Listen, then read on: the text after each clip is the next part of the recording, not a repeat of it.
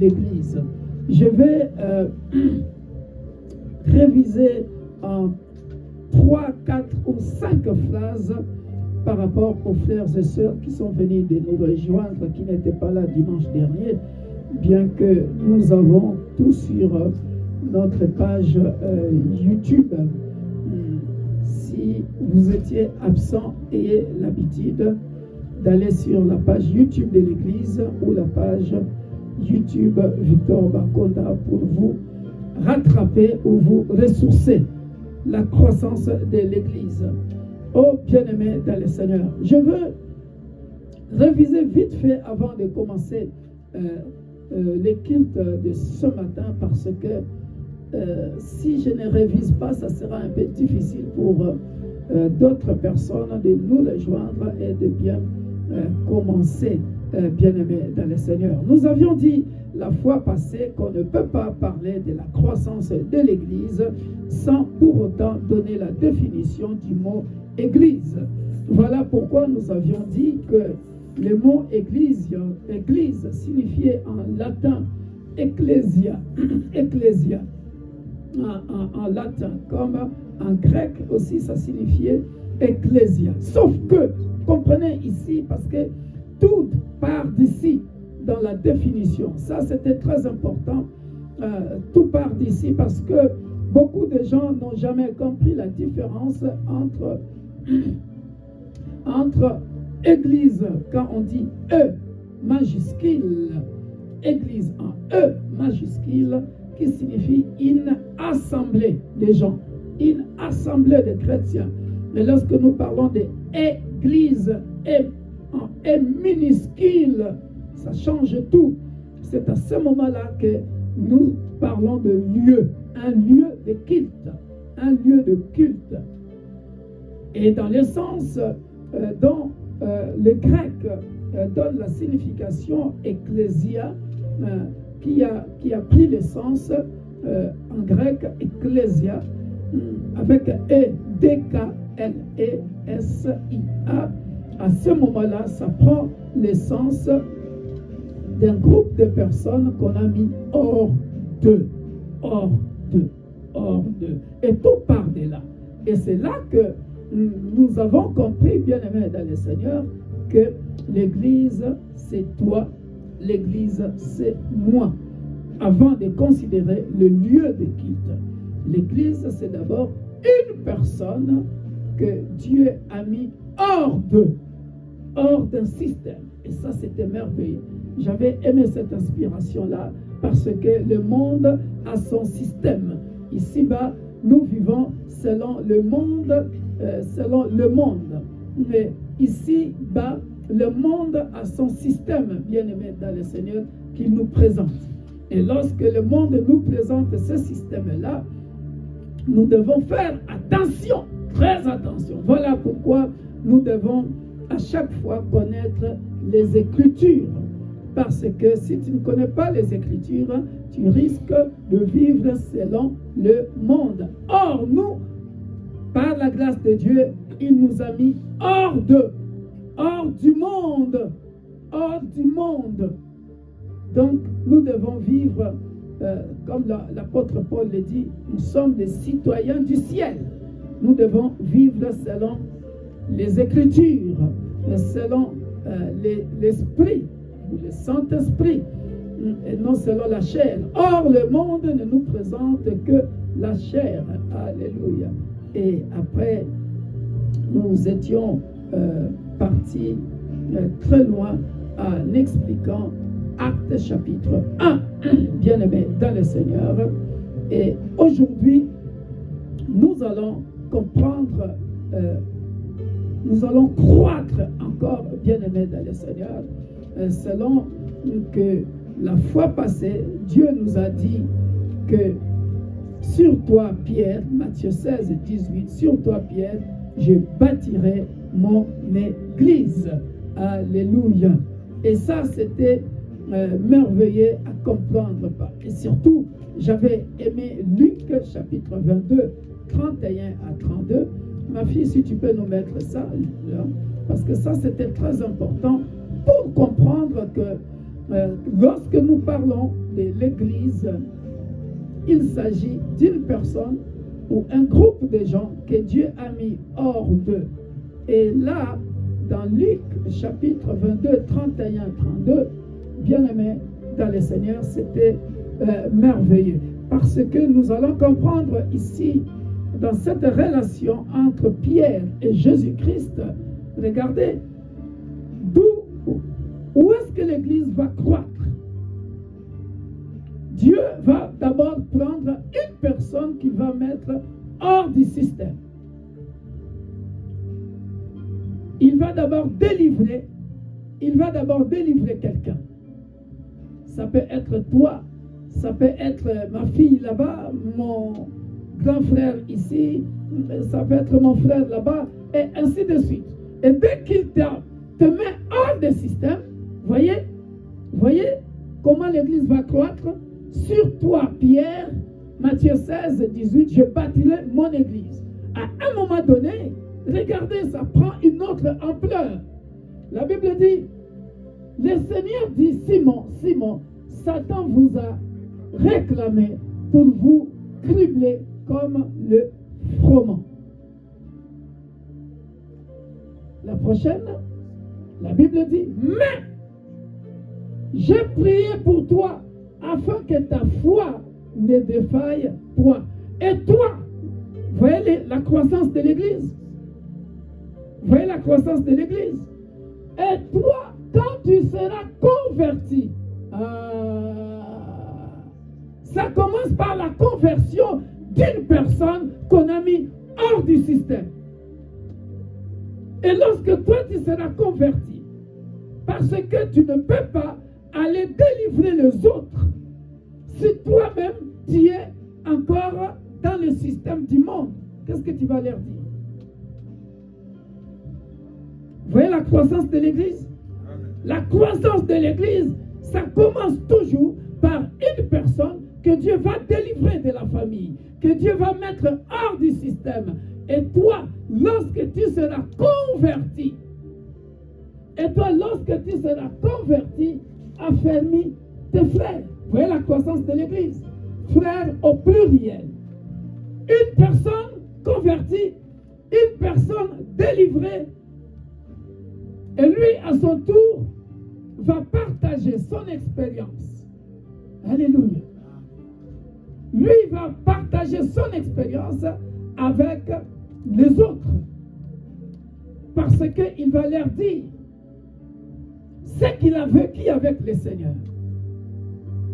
Je peux multiplier des exemples là-dessus. Regardez. Mais j'ai prié pour toi afin que ta foi ne défaille point. Et toi, quand tu seras converti, n'est-ce pas? C'est joli ça. C'est beau. Il y a quelqu'un qui a ouvert la porte. Regardez, bien-aimés dans le Seigneur. Regardez la différence. Regardez la différence. Et toi, quand tu seras converti, très souvent, bien-aimé dans le Seigneur, Dieu, la Bible dit ceci, et ça c'est ce que je préparais aujourd'hui. La Bible dit, personne ne peut venir à Jésus-Christ si mon Père ne l'attire. Comment Dieu va l'attirer? Regardez la croissance de l'Église. J'étais alcoolique, j'étais voleur, j'étais coureur de jupons, j'étais assassin, j'étais.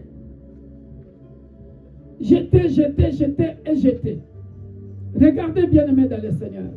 Et à ce moment-là, lorsque bien-aimés dans le Seigneur, vous comprenez ce qu'était Pierre. Alléluia. Et Pierre étant délivré, bien-aimé dans le Seigneur, quand il va rencontrer quelqu'un, il va lui parler de ce Jésus-là qui l'a délivré. Et toi, quand tu seras converti, affermis tes frères. Parlons encore de Pierre. Oh, bien-aimés dans le Seigneur, une fois, je faisais la pêche et je travaillais toute la nuit. Je n'ai rien eu. Mais ce jour-là, il y avait un homme qui était venu à notre secours. J'étais avec mes compagnons de pêche. Voyez comment les autres vont venir? La croissance de l'Église.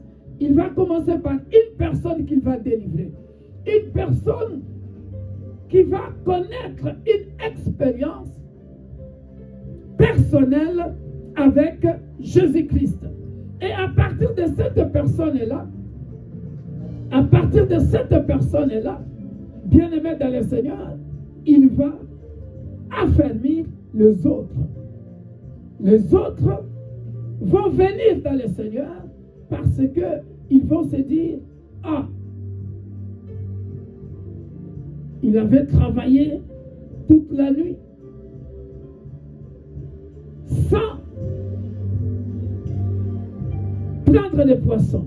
Mais quand Jésus, à la rencontre de Jésus-Christ, ces jours-là, la pêche miraculeuse, il a pris tellement beaucoup de poissons. Alléluia. Il a fermé les autres. Il parle de son expérience. À partir de son expérience, ce qu'il a vécu avec Jésus-Christ. Voyez, son expérience peut attirer. Son expérience peut attirer quelqu'un d'autre. Peut attirer un groupe de gens. Pour venir vivre aussi cette expérience à la personne de cette personne qu'on appelle Jésus-Christ de Nazareth, l'homme de Galilée. La croissance de l'Église. On a compris? La croissance de l'Église. Alléluia. C'est-à-dire, bien-aimés dans le Seigneur, comme nous a dit notre frère ici, le témoignage. Le témoignage. Alléluia.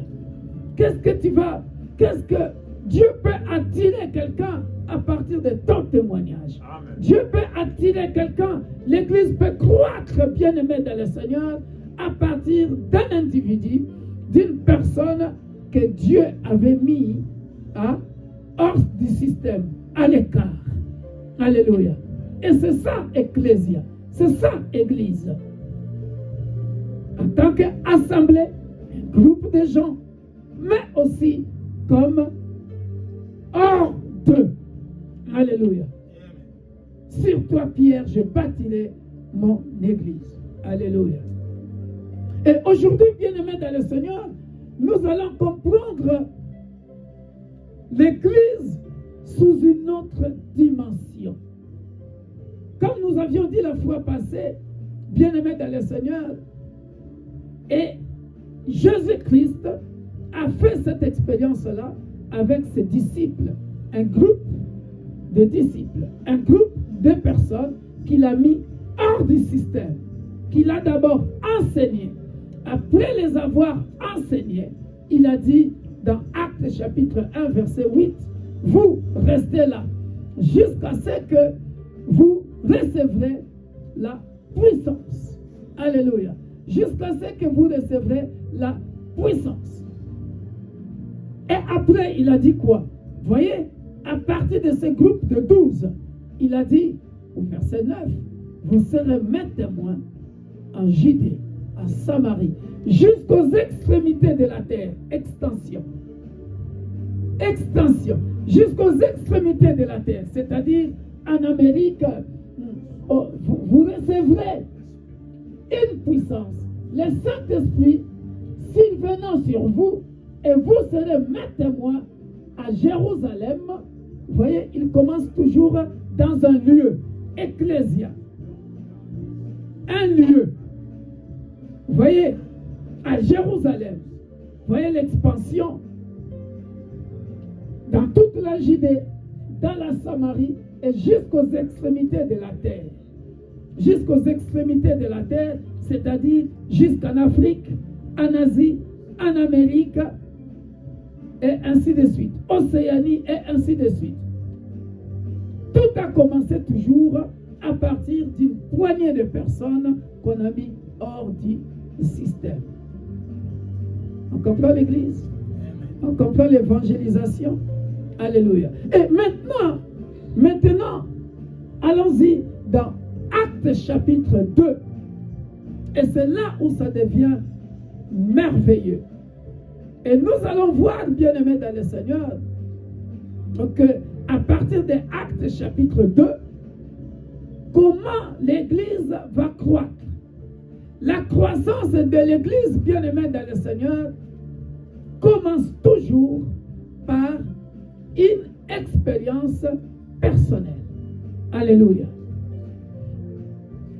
Par une expérience personnelle. Et c'est comme ce que je disais la fois passée, cette relation personnelle avec Dieu, bien-aimé dans le Seigneur, c'est ce qui permettra à l'Église de croître.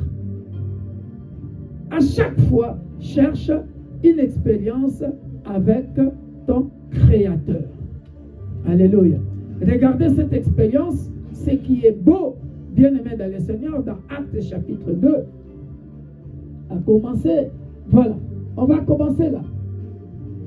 Regardez cette expérience que les disciples vont vivre, bien-aimés dans le Seigneur. Et la croissance de l'Église commencera à partir d'ici. Les jours de Pentecôte. Quelqu'un dit les jours de Pentecôte. Les jours de la Pentecôte, ils étaient tous ensemble dans le même lieu. On parle ici des disciples, un groupe de gens. Ecclésia, premier sens, assemblée, un groupe de gens. En latin, assemblée, ecclésia, assemblée. En grec, ecclésia, hors d'eux. Un groupe de gens qu'on a mis hors d'eux. Ils vont vivre une expérience. Ils sont remplis maintenant du Saint-Esprit. Alléluia. Ils ont reçu une puissance. Mais maintenant, regardez comment l'Église va croître. La croissance de l'Église. Les jours de la Pentecôte, ils étaient tous ensemble dans le même lieu. On continue. Tout à coup, il vint du ciel un bruit comme celui d'un vent impétueux et il remplit toute la maison où ils étaient assis. Jusque-là, nous sommes qu'avec les 12. Avec les femmes qui étaient là. Parce qu'il y a des gens qui n'aiment pas, j'ouvre cette parenthèse-là, j'ouvre cette parenthèse-là parce qu'il y a des gens qui n'aiment pas voir les femmes prêcher. Mais lorsque nous lisons, bien aimé, dans le livre des Actes, nous revenons en arrière, pour ceux qui ne le savent pas, dans Actes chapitre 1, nous verrons que, bien aimé dans le Seigneur, nous verrons que, bien aimé dans le Seigneur, Actes chapitre 1, verset 12, 13, 12, 13, 14. Si ma fille peut nous mettre ça. Actes chapitre 1, verset 12 à 14. Alléluia. Comme ça, bien-aimés dans le Seigneur, nous allons comprendre que la femme peut prêcher. En tout cas, selon la théologie de l'Église universelle de Dieu, l'Église pour tous. Et c'est ici, bien-aimés dans le Seigneur, que nous comprendrons que alors, ils retournèrent à Jérusalem, de la montagne appelée des Oliviers, qui est près de Jérusalem, à la distance d'un chemin de sabbat. On continue. Quand ils furent arrivés, ils montèrent dans la chambre haute où ils se tenaient d'ordinaire. C'était Pierre. Ici, on est en train de citer tous les disciples de Jésus. Et rappelez-vous, bien-aimés dans le Seigneur, quand j'avais parlé de la présence de Dieu, quand j'avais parlé de Jacob, la présence de Dieu se manifeste toujours, ça va toujours d'un lieu ordinaire. Alléluia. Pour des choses extraordinaires. La rencontre de Jésus-Christ, de Dieu, avec Jacob, c'était justement sur une pierre. Alléluia. Mais c'est là où il a vu des choses extraordinaires. Regardez, les 12 montent dans la chambre haute où ils se tenaient d'ordinaire. C'était, on va citer maintenant, les 12 disciples. Pierre, Jean, Jacques, André, Philippe, Thomas, Barthélemy, Matthieu, Jacques, fils d'Alphée, Simon le Zélote et Jude, fils de Jacques. Alléluia. Et ici, comme j'ai toujours dit au peuple de Dieu, lorsque j'avais expliqué Luc, Luc n'était pas disciple de Jésus, Luc était compagnon de Paul. Vous voyez, parmi les 12, Luc n'est pas là. J'avais expliqué ça dans un cours, dans une leçon là. Luc, qui a écrit le livre de Actes des Apôtres, qui était médecin, docteur, qui était aussi historien. Lorsque vous lisez Luc chapitre 1, vous verrez là où il a fait des recherches. Alléluia. Ils sont dans un lieu ordinaire, qu'on appelle la chambre haute. Regardez la croissance de l'église. Ça va commencer là. Et descend un peu.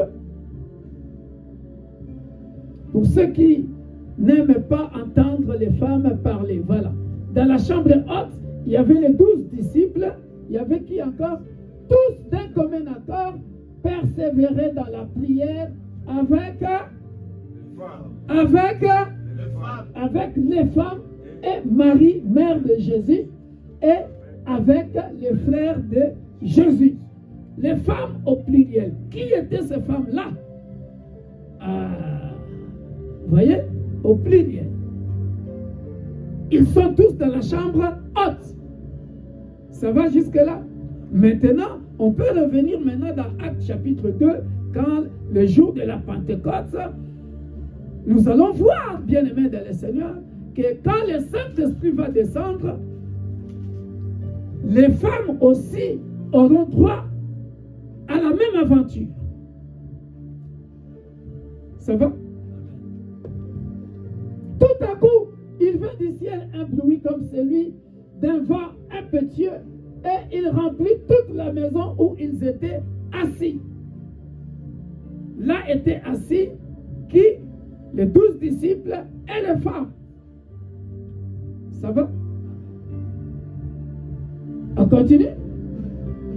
Des langues semblables à des langues de feu leur apparurent séparées les unes des autres et se posèrent sur chacun d'eux.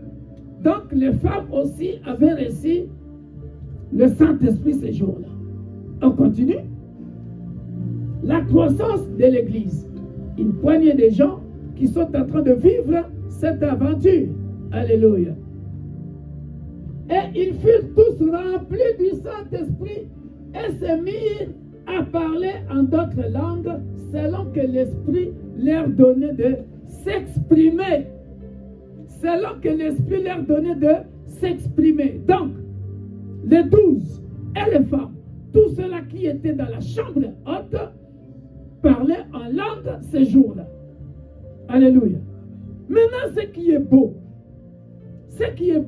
regardez, la croissance de l'Église. La croissance de l'Église. Et ici, nous allons comprendre pourquoi Jésus dira dans Matthieu, chapitre 28, 20, 19 à 20, allez, faites de toutes les nations des disciples, enseignez-leur ce que je vous ai prescrit, et baptisez-les au nom du Père, du Fils et du Saint-Esprit. Regardez, tout va commencer ici. On descend encore. Et il y avait en séjour à Jérusalem, vous voyez la croissance de l'Église? En réalité, bien-aimés dans le Seigneur, voyez, Jésus n'a pas laissé de dénomination. Jésus n'a pas laissé d'église. Ce que Jésus a laissé, voilà pourquoi j'avais dit que l'église universelle de Dieu, l'église pour tous, nous sommes le ministère du Saint-Esprit. Et chaque église devrait être le ministère du Saint-Esprit. Pourquoi? Parce que la naissance de l'Église est partie de là. À Jérusalem, il y avait qui? Des Juifs, hommes pieux, de toutes les nations, au pluriel, de toutes les nations. Quand on dit de toutes les nations, c'est-à-dire chaque nation ici-bas avait ce jour-là un représentant.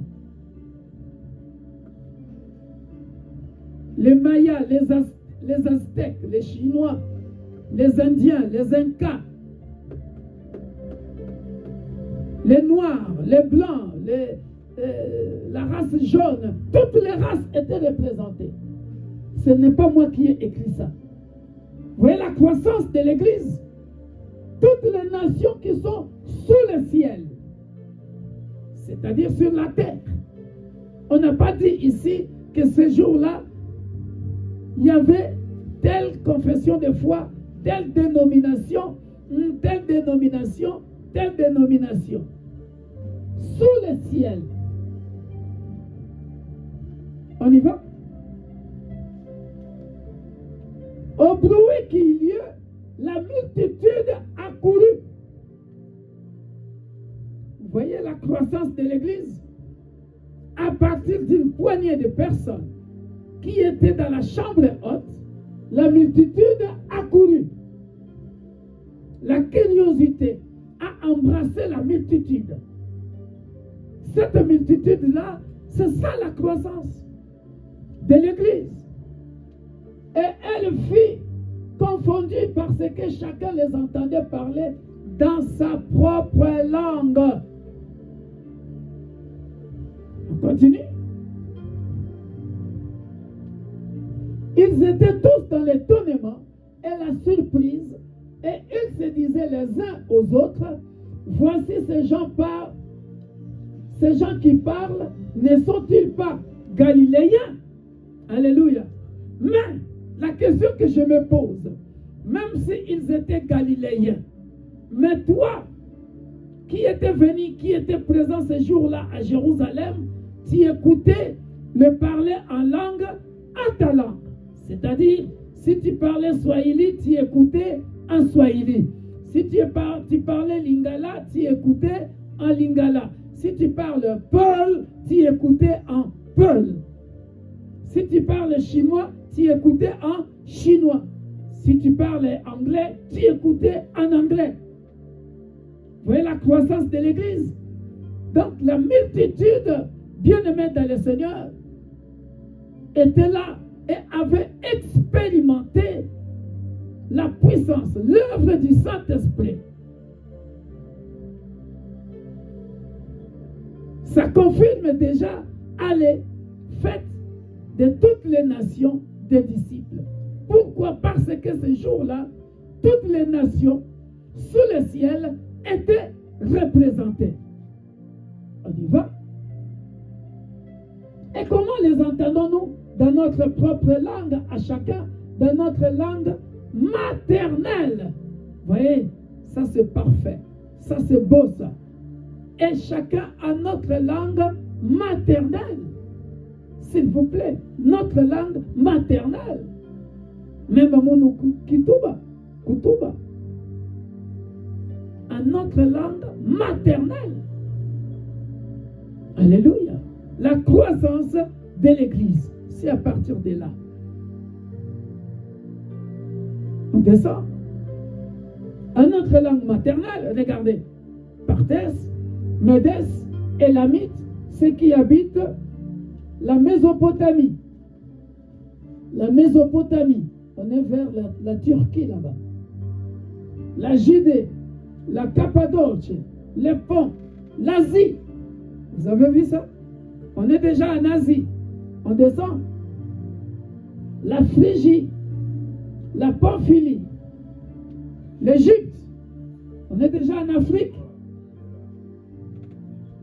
La croissance de l'Église. Une poignée de gens dans la chambre haute, ils parlent en langue et chaque nation représentée a écouté la voix du Saint-Esprit en dans sa langue maternelle. L'Afrique est représentée, les territoires de la Libye, vous avez vu ça?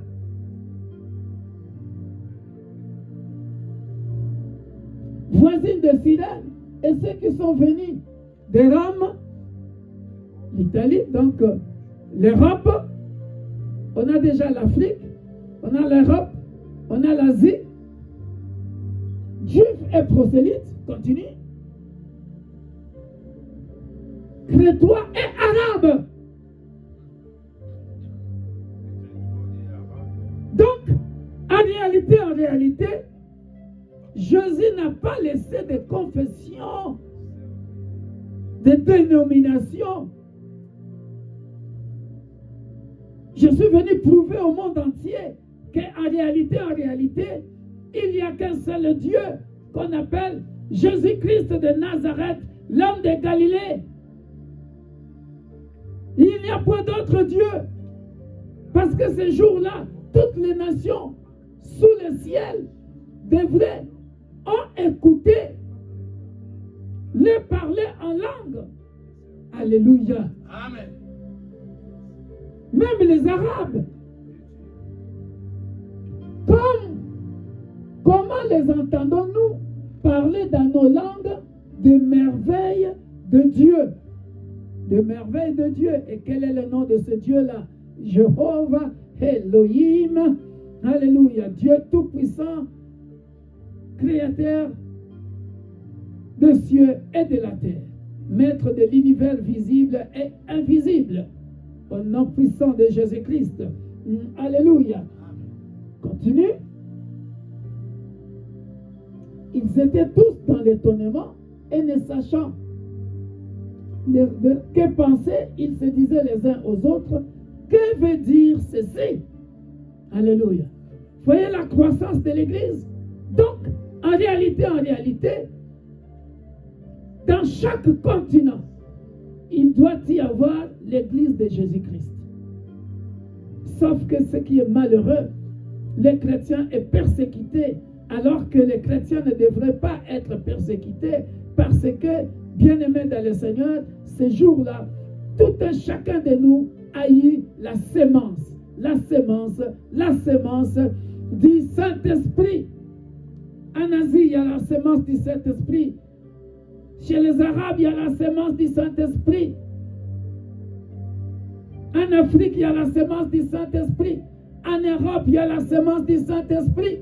Partout dans le monde entier, la croissance de l'Église. Alléluia. La croissance de l'Église. Partout, il y a la sémence du Saint-Esprit. Amen. On continue.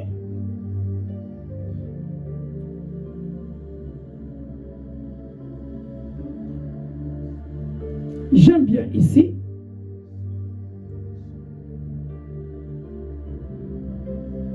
Mais d'autres se moquaient et disaient, ils sont pleins de vin doux.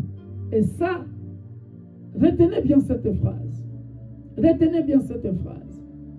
Et d'autres se moquaient et disaient, ils sont pleins de vin doux. Alléluia. Et ça, pour tous ceux qui ont déjà fait l'évangélisation dans la rue, alléluia, c'est ce que nous expérimentons au quotidien. Quand ceux qui ne nous connaissent pas,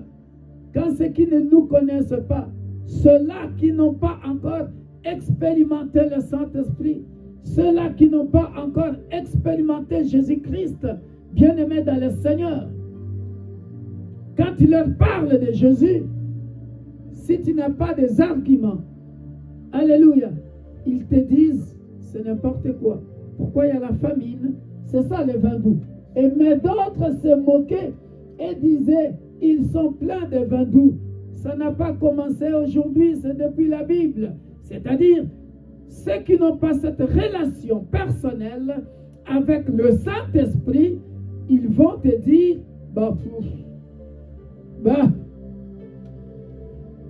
alléluia. C'est cette réponse-là que nous recevons au jour le jour, lorsque nous parlons de notre expérience avec Jésus auprès des autres. Il dit, oh, ils sont pleins de vin doux. Alléluia. Continue. Et nous allons comprendre quelque chose de trop beau après. Alléluia. Alors Pierre se présentant avec les 11. Toujours Pierre, mon ami Pierre. Alléluia. Alors Pierre, sur toi Pierre, je bâtirai mon église.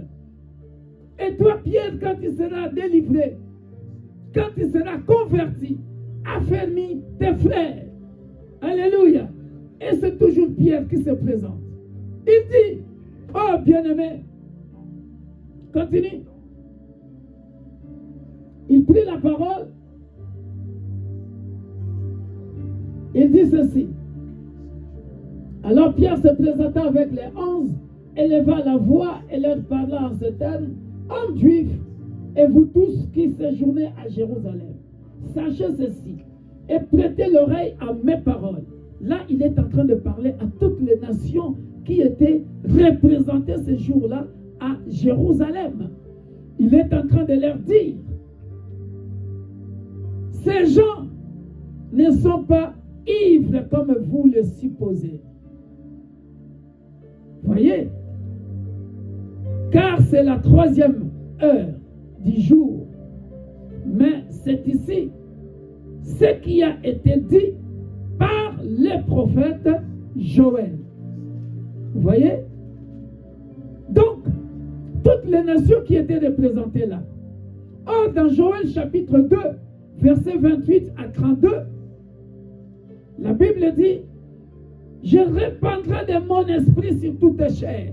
Alléluia. La croissance de l'Église. Je répandrai mon esprit sur toute chair. Vos fils, vos filles prophétiseront. Vos vieillards auront des songes. Et vos jeunes gens de visions. Alléluia. Donc cette expérience-là, vous voyez la croissance de l'Église. La croissance de l'Église, c'est à partir du moment une assemblée, une poignée de gens ou une seule personne expérimente le Saint-Esprit. Expérimente le Saint-Esprit. Et à partir de cette personne-là, bien-aimée dans le Seigneur, la multitude des gens se convertissent. L'Église a fait quoi? A cru. Alléluia. Vous voyez la croissance de l'Église? Et la preuve, bien-aimée dans le Seigneur, nous l'avons dans Actes chapitre 2. Vas-y au verset 37. Au verset 37 jusqu'à 39. Et après, on va voir la croissance de l'Église. Comment ça s'est passé à partir du verset 41 et 47. 37 à 39. C'est beau ce qui se passe là-bas. Là, Pierre a fait son discours. Pierre a fait son discours.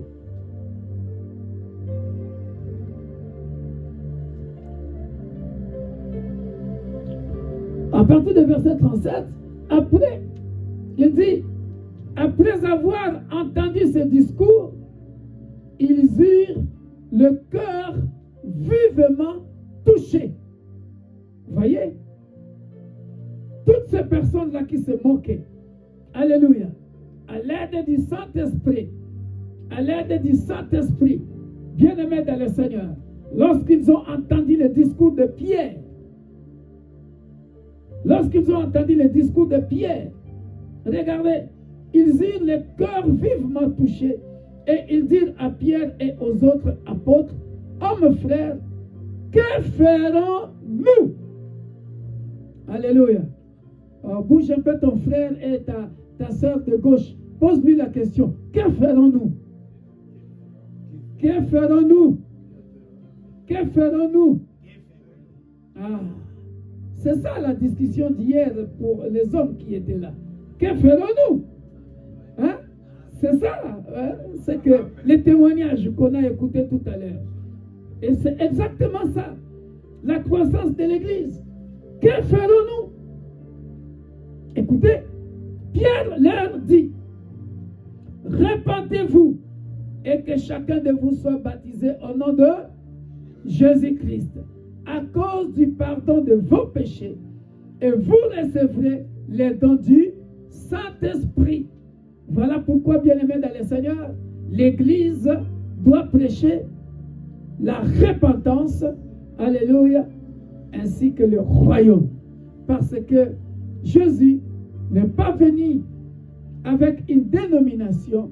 Jésus est venu, bien-aimé, nous présenter le Père Céleste ainsi que le royaume. Pour y accéder, il faut passer par la repentance, le pardon de vos péchés. C'est ce que l'Église doit prêcher. L'Église doit prêcher la relation, bien-aimée dans le Seigneur, personnelle, alléluia, entre un individu et son Créateur. À chaque fois, bien-aimé dans le Seigneur, qui fera ce travail-là? Le Saint-Esprit. Répète après moi, le Saint-Esprit. Ah oui, c'est lui qui fera ce travail-là. Que ferons-nous? Pierre leur dit, répentez-vous et que chacun de vous soit baptisé au nom de Jésus-Christ à cause du pardon de vos péchés. Et vous recevrez les dons du Saint-Esprit. Et lorsque vous recevez les dons du Saint-Esprit, car, écoutez, la promesse est pour vous, pour vos enfants. Voyez la croissance de l'Église? Voyez la croissance de l'Église? C'est-à-dire, la promesse du Saint-Esprit est pour vous. C'est-à-dire, vous qui êtes là à Jérusalem, vous qui êtes là, ici présent, vous qui êtes là, ici présent, la promesse est pour vous. Alléluia. En d'autres termes, moi, Pierre, j'ai reçu le Saint-Esprit. Alléluia. Moi, Pierre, je me suis converti, mais ça ne s'arrête pas seulement sur moi. C'est-à-dire, c'est Pierre rempli du Saint-Esprit, moi rempli du Saint-Esprit. J'ordonne à l'esprit de sommeil de quitter la salle au nom puissant de Jésus-Christ. Que toutes les flèches de l'ennemi, voyez quelqu'un qui est rempli du Saint-Esprit, il peut donner l'ordre. Je brise au nom puissant de Jésus-Christ l'esprit de sommeil, les flèches de sommeil. Je les retourne aux expéditeurs au nom puissant de Jésus-Christ. Que le feu dévorant consume cela dans l'assemblée au nom puissant de Jésus-Christ. Et là où il y a des morts, celui qui est rempli du Saint-Esprit, parce qu'il a les dons du Saint-Esprit, il est capable de ressusciter les morts, de guérir les malades. Au nom puissant de Jésus-Christ, rempli du Saint-Esprit. Réveille-toi, toi qui dors. Les dons du Saint-Esprit. Cette promesse est pour vous. Voyez la croissance de l'Église? On quitte seulement vous qui êtes là, pour vos enfants et pour tous ceux qui sont au loin, en aussi grand nombre que le Seigneur notre Dieu les appellera. Lorsqu'il disait, et pour ceux qui sont au loin, il parlait des nations qu'on a vues tout à l'heure dans la phrase précédente. Il parlait des nations. Et ceux qui sont au loin, il parlait des nations. Allez, faites de toutes les nations des disciples. Enseignez-leur ce que je vous ai prescrit. Ça commençait par une personne. Sur toi, je bâtirai mon église. Alléluia. Cette promesse est pour vous, pour vos enfants et pour ceux qui sont au loin. Alléluia.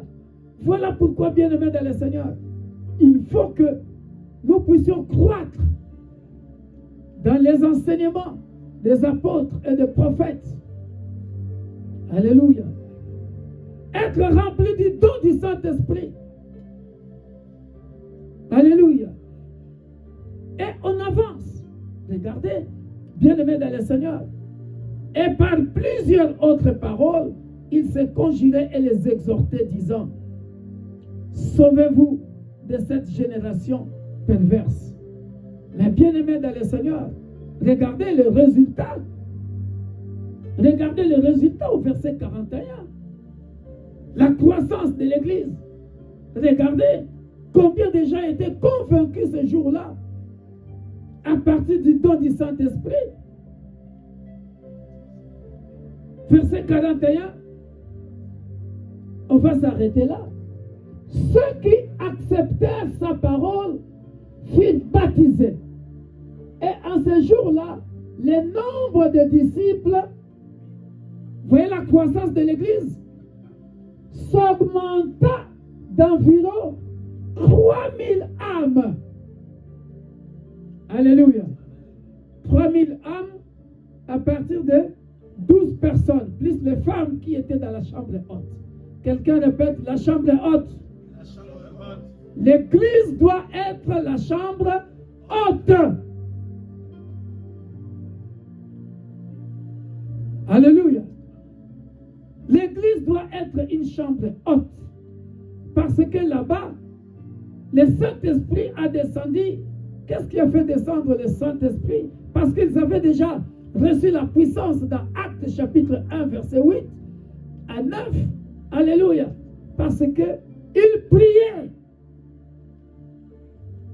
Suivez le cours du ministère de mercredi passé. Je disais ceci, il y a beaucoup de gens, il y a beaucoup de ministres de Dieu, beaucoup de pasteurs se plaignent. Ils se disent, je ne peux pas bâtir dans cette ville-là, il y a beaucoup de sorciers. Je ne peux pas bâtir dans cette ville-là, il y a beaucoup d'occultistes. Je ne peux pas bâtir, là-bas, la ville-là est vraiment rocailleuse. C'est dur de bâtir là-bas. Bien aimé, les sorciers, il y en a partout. Le combat, il y en aura partout. Alléluia. Regardez la technique. La technique est ici. Verset 42, ma fille, vas-y. C'est ça que l'Église doit faire. La croissance de l'Église, ça passe par ici. Alléluia. On doit faire quoi pour gagner les âmes? Et ils étaient 12. Ils ont réussi à augmenter le nombre, bien-aimés dans le Seigneur, à 3000. Alléluia. Au nom puissant de Jésus-Christ de Nazareth, l'homme de Galilée. L'Église universelle de Dieu, l'Église pour tous. Nous augmenterons le nombre des âmes au nom puissant de Jésus. Amen. Toute arme forgée, bien-aimé, contre cette Église sera nulle et sans effet au nom puissant de Jésus. Il y a encore beaucoup d'âmes à gagner pour le Seigneur. Au nom puissant de Jésus-Christ. Et personne ne l'arrêtera. Car la Bible dit, Matthieu 16, 18, sur toi Pierre, je bâtirai mon Église et les séjours de mort ne prévaudront point contre l'Église. Et c'est ça la parole. La croissance de l'Église. Ne nous fatiguons pas, bien-aimés dans le Seigneur, de parler de Jésus au travail, de parler de Jésus à l'école, de parler de Jésus dans la rue, de parler de Jésus tout en persévérant dans les enseignements et dans la prière. Alléluia. C'est dans la prière que l'ennemi lâchera prise. Il persévérait dans l'enseignement des apôtres, dans la communion fraternelle, dans la fraction du pain et dans les prières. Alléluia. Et dans les prières. Voilà. Alléluia. Quand l'ennemi vient, quand il vient avec son esprit de sommeil, tu contre-attaques. Tu dis, esprit de sommeil, je te détruis par le feu au nom puissant de Jésus.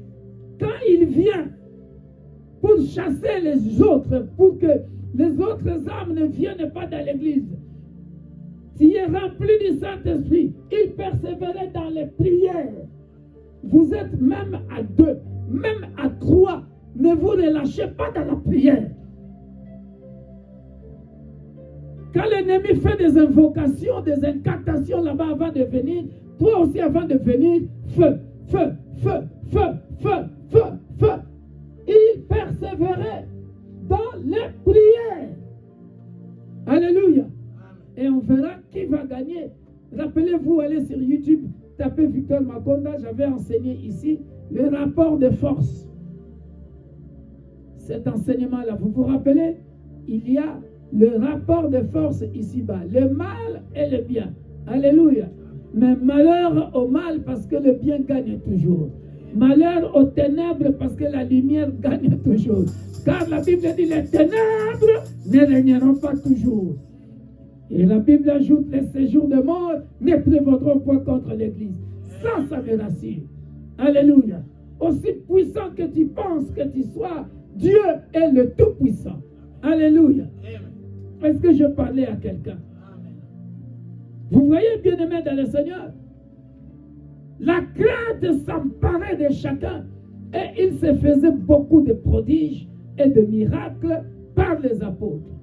Tous ceux qui croyaient étaient dans le même lieu, ils avaient tout en commun. Ils vendaient leurs propriétés et leurs biens et ils en partageaient le produit entre tous selon les besoins de chacun. Ils étaient chaque jour tous ensemble assidus au temple. Ils rompaient le pain dans les maisons et prenaient leur nourriture avec joie et simplicité de cœur. Louant Dieu, alléluia, louant Dieu et trouvant grâce auprès de tout le peuple. Et le Seigneur faisait quoi? La croissance de l'Église. Et le Seigneur faisait quoi? Ajouter chaque jour à l'Église ceux qui étaient sauvés. La croissance de l'Église. Et le Seigneur ajoutait tous les jours. Alléluia. Et le Seigneur ajoutait tous les jours, chaque jour, à l'Église, ceux qui étaient sauvés. Voilà votre conversation d'hier. Alléluia. Et nous allons y arriver. Alléluia. La croissance de l'Église. Alléluia. Oh, bien-aimés dans le Seigneur. Vous avez vu la croissance de l'Église? Donc, il n'y a pas de raison. Il n'y a pas de raison que l'Église ne croisse pas. Il n'y a pas de raison que l'Église ne croisse pas. Est-ce que nous comprenons cela, bien-aimés dans le Seigneur? Il n'y a pas de raison que l'Église ne croisse pas. L'Église doit croître. Il est question de persévérer dans les enseignements, dans la communion fraternelle, dans la fraction de pain, pas dans la division, pas dans la rébellion, dans la prière, dans les prières. Et c'est à ce moment-là que nous allons vivre, bien-aimés dans le Seigneur, des signes, des prodiges, des miracles. Alléluia. Maintenant, bien-aimés dans le Seigneur, regardez. Ici, c'est un groupe de gens. C'est un groupe de gens que Jésus a formé. Rappelez-vous, bien-aimés dans le Seigneur, de la rencontre, le lieu de rencontre. Alléluia. De Jean. Alléluia. Jean est passé par les enseignements. Après les enseignements, la transfiguration. Après la transfiguration, bien-aimés dans le Seigneur, rencontre à l'île de Patmos. Alléluia. Maintenant, bien-aimés dans le Seigneur, regardez ce qui est très beau.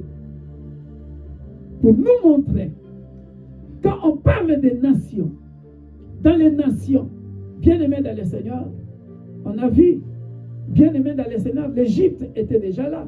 L'Afrique, la Libye. Alléluia.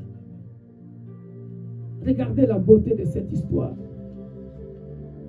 qui dit que Dieu ne fait exception de personne. Allons-y dans le livre de Genèse chapitre 21. Vous avez de la chance que, parce que ça c'était le titre biblique de vendredi, ah c'était merveilleux. Vous avez de la chance que je nous partage ça pour ceux qui n'étaient pas là. Alléluia. Parce que c'est ici que nous allons découvrir, bien aimés dans le Seigneur, que Dieu, dans sa souveraineté,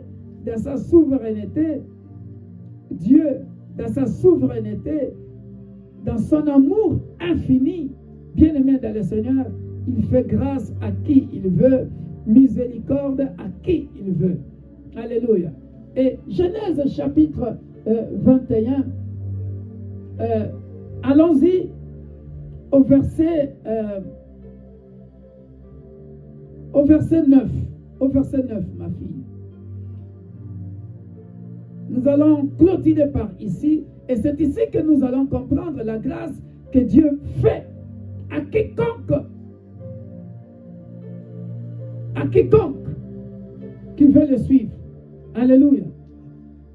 Et c'est ici, bien aimé dans le Seigneur, qu'on avait découvert l'origine du métissage. L'origine du métissage. Alléluia. Regardez, bien aimé dans le Seigneur. Au verset 9, Sarah vit lire le fils qu'Agar, l'Égyptienne, avait enfanté à Abraham. Ça va jusque-là? Ça va jusque-là? Abraham de quelle nationalité et Sarah de quelle nationalité? Hein? Nous sommes en Israël, non? Alléluia. Et Agar de quelle nationalité? Égyptienne. Alléluia. Ah, donc, suivez ici, c'est très important. Donc, nous avons, regardez, le mélange. Regarde, le métissage, ça vient de loin. Alléluia. Or,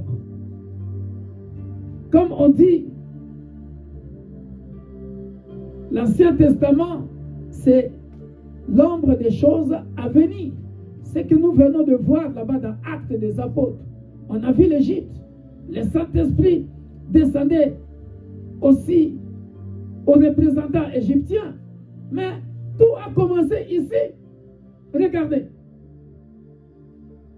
Et elle dit à Abraham, chasse cette servante et son fils, car le fils de cette servante n'héritera pas avec mon fils, avec Isaac. Ça, c'est un autre message que j'avais intitulé, c'est sur YouTube, la bénédiction se protège. Ok? Il fallait protéger la bénédiction du fils de la promesse qui est Isaac. Alléluia. Toujours est-il que maintenant, Agar est chassée. Elle va être chassée. Cette parole de plus fort aux yeux d'Abraham à cause de son fils. Parce que, regardez, est-ce que Sarah était raciste? Non. Je ne pense pas. C'est tout simplement la jalousie. Hein? Non, mais la peau Israël, c'est la peau blanche, non? Agar, égyptienne, c'est quelle peau? Mat, noir. Hein? Donc, on ne va pas dire que... Parce que c'est elle-même qui avait donné la permission à Abraham d'aller avec Agar. Maintenant,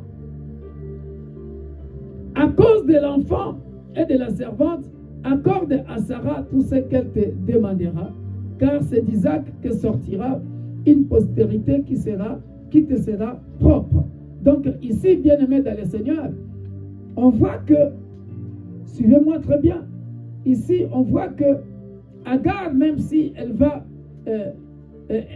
quitter le toit conjugal. Abraham, Sarah, Agar. Agar va quitter. Mais tout ce que Abraham avait dit à Agar, ça ne venait pas d'Abraham, ça venait de Dieu. Dieu a dit à Abraham, pour éviter des problèmes dans le foyer, Dieu a dit à Abraham, parce que la parole a déplu, la parole de Sarah a déplu à Abraham. Alléluia. Mais Dieu dit à Abraham que cela ne déplaise à tes yeux. À cause de l'enfant de ta servante, accorde à Sarah tout ce qu'elle te demandera. Donc, pour éviter les problèmes dans le foyer, accorde à Sarah tout ce qu'elle te demandera. Alléluia. Je ferai aussi une nation du fils de ta servante, car il est ta postérité. Vous voyez ça? Est-ce que Dieu, regardez, la postérité est promise à Abraham par Isaac. Alléluia. Mais Dieu dit ici, regardez la croissance de l'Église. La croissance de l'Église, ça va loin. Jusqu'aux gens qui n'étaient pas prévus dans le plan de Dieu. Parce que, puisque la bénédiction se trouve auprès d'Abraham, et que c'est cet enfant qui va venir, qui va sortir de Agar, c'est la postérité de qui? D'Abraham aussi. Alléluia. C'est la postérité d'Abraham aussi. Est-ce que je me fais bien comprendre? Et il dit, je ferai aussi une nation du fils de ta servante, car il est ta postérité. Alléluia. Alléluia. Est-ce qu'on comprend ça, bien-aimé dans le Seigneur? La croissance de l'Église. La postérité d'Agar est prévue dans le plan de Dieu. Mais à cause de la bénédiction, de la grâce de Dieu qui se trouve à Abraham. Alléluia. Il dit, Abraham se leva de bon matin, il prit du pain et une outre d'eau qu'il donna à Agar et plaça sur son épaule. Il lui remit aussi l'enfant et la renvoya. Elle s'en alla et s'égara dans le désert de Beersheba. Quand l'eau de l'outre fut épuisée, elle laissa l'enfant sous un des arbrisseaux et alla s'asseoir vis-à-vis à une portée d'arc, car elle disait, que je ne vois pas mourir mon enfant. Elle s'assit donc vis-à-vis de lui, éleva la voix et pleura. Écoutez bien l'histoire. C'est merveilleux ici. Abraham va laisser partir Agar et l'enfant avec une outre d'eau. Je ne sais pas si c'était de l'eau, combien de centilitres, combien de litres, je ne sais pas. Elle leva la voix et pleura. Alléluia. Bien-aimé dans le Seigneur, regardez l'intervention divine. Regardez l'intervention divine. Agar éleva la voix et pleura. Pourquoi? Parce que le chemin est long. Mon fils aura soif. Je ne sais pas combien de litres d'eau, de centilitres d'eau il y avait dans la bouteille. Mais ça va terminer. Ça va bientôt terminer. Mon fils mourra. Mais écoutez, Dieu entendit la voix de l'enfant. Et l'ange de Dieu appela du ciel Agar et lui dit, qu'as-tu, Agar? Alléluia. Alléluia. Comme pour dire quoi? Quelle est la révélation qui se cache ici? Lorsque nous repartons dans Actes chapitre 2, alléluia. Le jour de la Pentecôte, dans la chambre haute, bien-aimés dans le Seigneur, lorsque le Saint-Esprit parlait, les Égyptiens étaient aussi représentés. Et tout le monde entendait la voix du Saint-Esprit en sa langue maternelle. Donc si et seulement si, même si Agar est une Égyptienne, même si Agar est rejetée par Sarah, mais Dieu entend la voix de quiconque. Il pouvait aussi entendre la voix de Agar, d'où l'intervention divine. Amen. Alléluia. Est-ce que je parle à quelqu'un?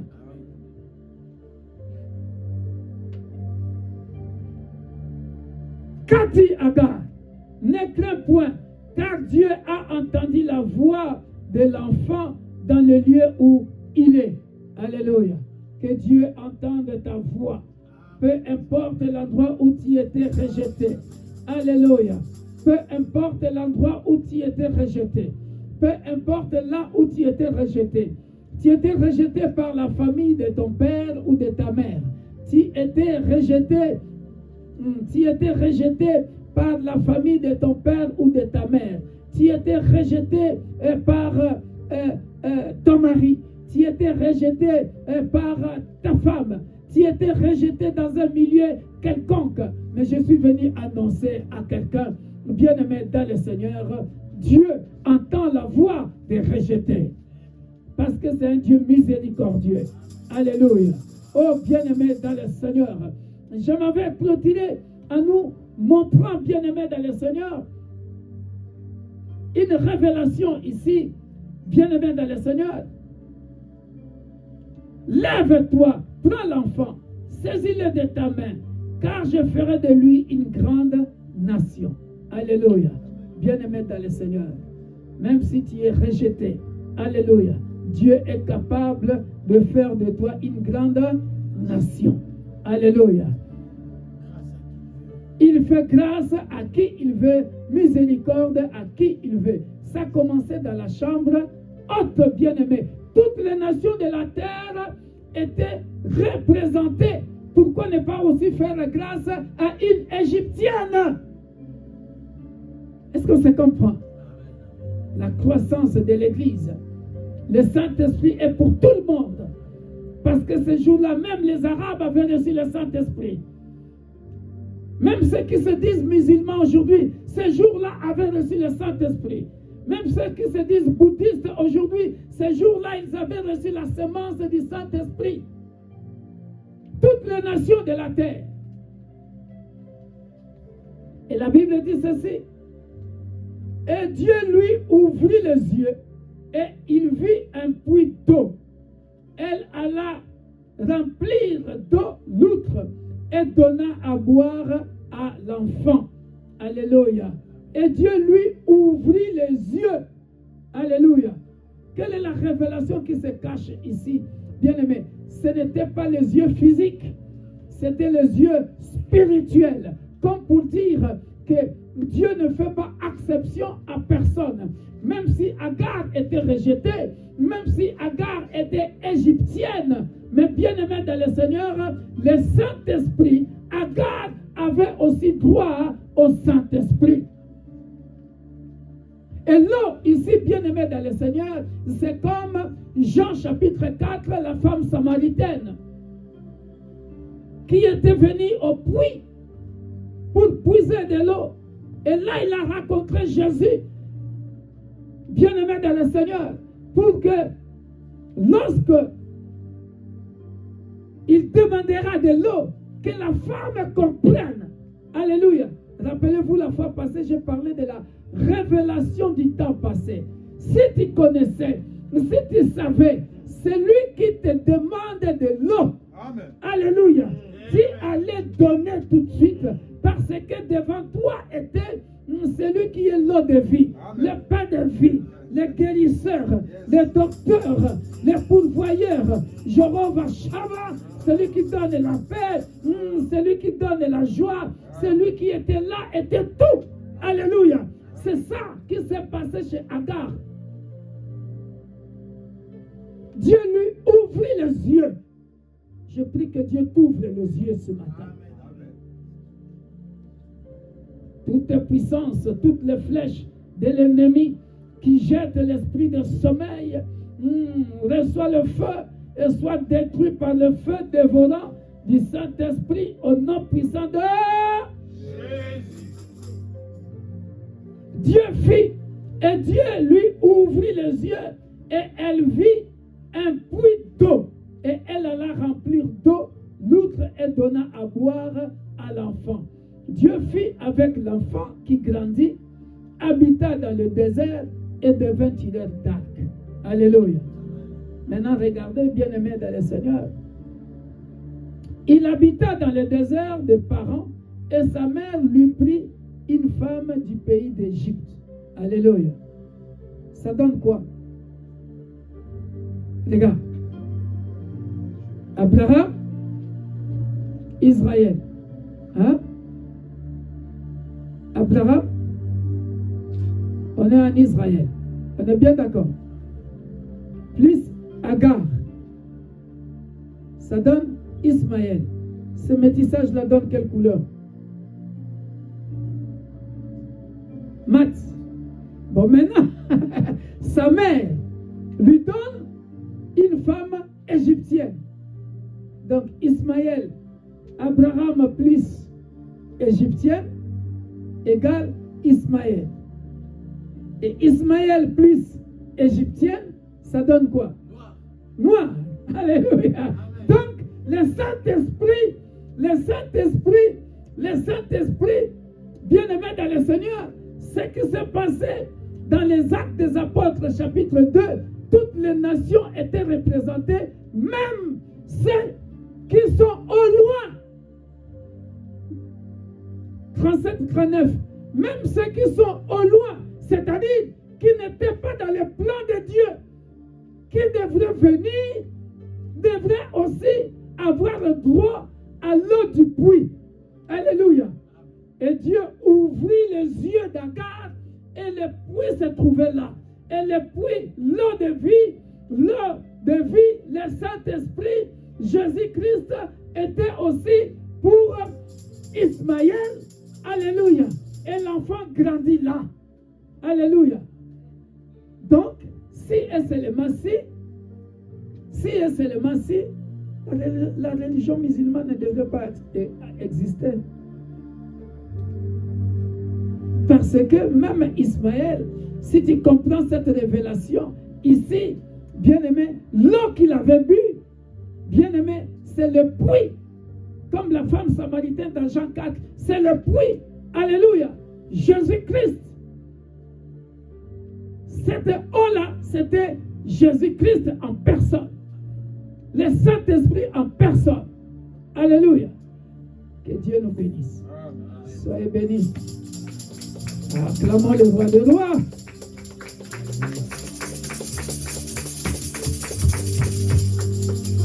Nous allons prier conformément à la parole.